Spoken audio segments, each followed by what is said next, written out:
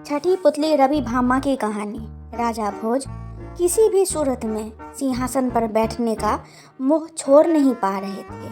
छठे दिन फिर वे राजसी वैभव के साथ तैयार थे बैठने के लिए। तभी छठी पुतली रवि भामा ने उन्हें रोक दिया। सुनो राजन, यह सिंहासन परम प्रतापी राजा विक्रमादित्य का है। क्या तुम उनकी दानवीरता और शौर्य का मुकाबला कर सकते हो? आओ, मैं तुम्हें उनकी महानता की कहानी सुनाती हूँ। एक दिन विक्रमादित्य क्षिप्रा नदी के तट पर अपने महल से प्राकृतिक सौंदर्य को निहार रहे थे।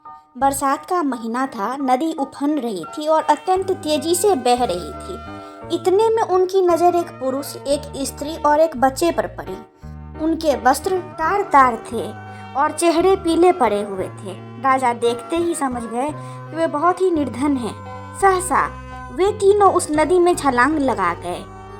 अगले ही पल प्राणों की रक्षा के लिए चिल्लाने लगे। विक्रम ने बिना एक पल गवाए नदी में उनकी रक्षा के लिए छलांग लगा दी। अकेले तीनों को बचाना संभव नहीं था, इसलिए उन्होंने दोनों बैतालों का स्मरण किया। दोनों बैतालों ने स्त्री और बच्चे को तथा विक्रम ने उस पुरुष को डूबने से बचा लिया। तट पर पहुंचकर उन्होंने जानना चाहा वे आत्महत्या क्यों कर रहे थे। पुरुष ने बताया कि वह उन्हीं के राज्य का एक अत्यंत निर्धन ब्राह्मण है जो अपनी दरिद्रता से तंग आकर जान देना चाहता है। वह अपनी बीवी तथा बच्चे को भूख से मरता हुआ नहीं देख सकता और आत्महत्या के सिवा उन्हें अपनी समस्या का कोई अंत नजर नहीं आता। इस राज्य के लोग इतने आत्मनिर्भर हैं कि सारा काम खुद ही करते हैं, इसलिए उसे कोई रोजगार भी नहीं देता। राजा विक्रम ने ब्राह्मण से कहा कि वह उनके अतिथिशाला में जब तक चाहे अपने परिवार के साथ रह सकता है, उसकी हर जरूरत पूरी की जाएगी। ब्राह्मण ने कहा, रहने में तो कोई हर्ज नहीं है, लेकिन उसे डर है कि कुछ समय बाद आतिथ्य में कमी आ जाएगी और उसे अपमानित होकर जाना पड़ेगा। राजा विक्रम ने उसे विश्वास दिलाया कि ऐसी कोई बात नहीं होगी और उसे भगवान समझकर उसके साथ हमेशा अच्छा बर्ताव किया जाएगा। विक्रम के इस तरह विश्वास दिलाने पर ब्राह्मण परिवार अतिथिशाला में जाकर रहने लगा। उसकी देखरेख के लिए नौकर चाकर नियुक्त कर दिए गए। वे मौज से रहते, अपनी मर्जी से खाते पीते और आरामदेह पलंग पर सोते। किसी चीज की उन्हें कमी नहीं थी, लेकिन वे सफाई पर बिल्कुल ध्यान नहीं देते। जो कपड़े पहनते थे उन्हें कई दिनों तक नहीं बदलते। जहाँ सोते वहीं थूकते और मलमूत्र त्याग भी कर देते। चारों तरफ गंदगी ही गंदगी फैल गई। दुर्गंध के मारे उनका स्थान एक पल भी ठहरने लायक नहीं रहा। नौकर चाकर कुछ दिनों तक तो धीरज से सब कुछ सहते रहे, लेकिन कब तक ऐसा चलता। राजा के कोप की भी उन्होंने परवाह नहीं की और भाग खड़े हुए। राजा ने कई अन्य नौकर भेजे, पर सबके सब एक ही जैसे निकले। सबके लिए यह काम असंभव साबित हुआ। तब विक्रम ने खुद ही उनकी सेवा का बीड़ा उठाया। उठते बैठते सोते जागते हुए ब्राह्मण परिवार की हर इच्छा पूरी करते। दुर्गंध के मारे माथा फटा जाता, फिर भी कभी अपशब्द का व्यवहार नहीं करते।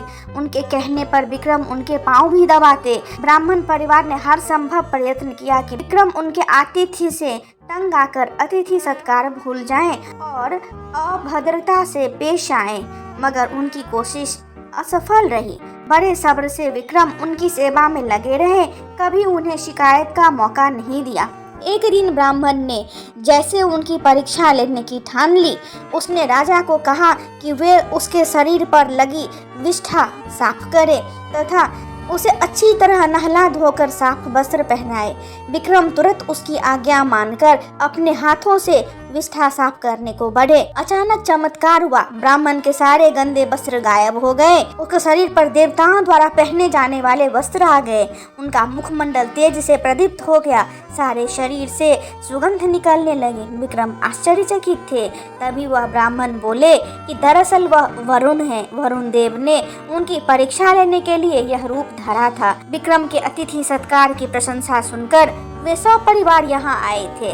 जैसा उन्होंने सुना था वैसा ही उन्होंने पाया। इसलिए विक्रम को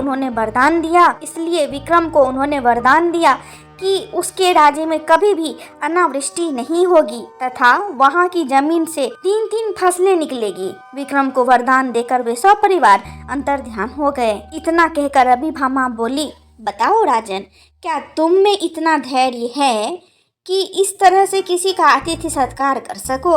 राजा भोज असमंजस में पड़ गए और बिना कुछ कहे अपने कक्ष में लौट गए।